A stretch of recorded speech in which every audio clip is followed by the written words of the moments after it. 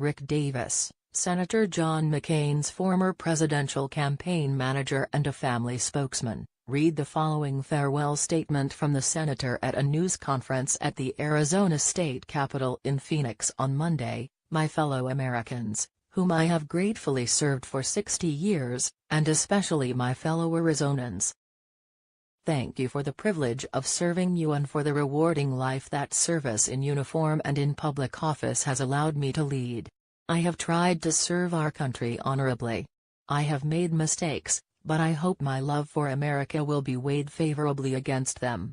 I have often observed that I am the luckiest person on earth. I feel that way even now as I prepare for the end of my life. I have loved my life, all of it. I have had experiences, adventures and friendships enough for 10 satisfying lives, and I am so thankful. Like most people, I have regrets. But I would not trade a day of my life, in good or bad times, for the best day of anyone else's."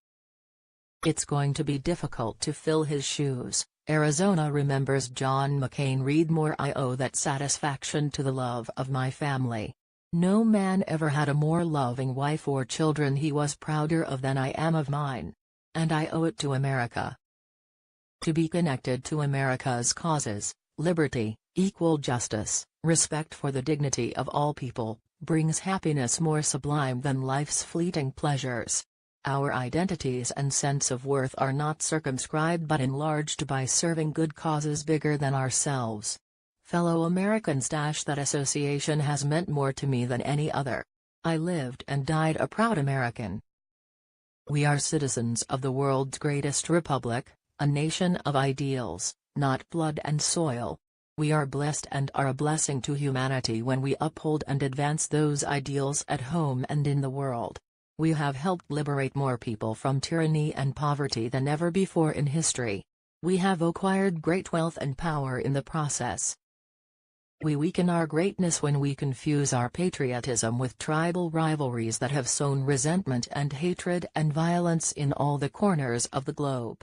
We weaken it when we hide behind walls, rather than tear them down, when we doubt the power of our ideals, rather than trust them to be the great force for change they have always been. We are 325 million opinionated, vociferous individuals. We argue and compete and sometimes even vilify each other in our raucous public debates. But we have always had so much more in common with each other than in disagreement. If only we remember that and give each other the benefit of the presumption that we all love our country, we will get through these challenging times.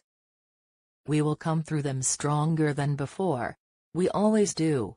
10 years ago, I had the privilege to concede defeat in the election for president.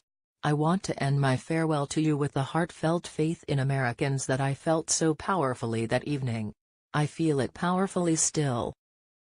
Do not despair of our present difficulties but believe always in the promise and greatness of America, because nothing is inevitable here.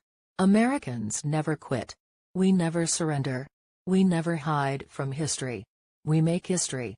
Farewell, fellow Americans. God bless you, and God bless America.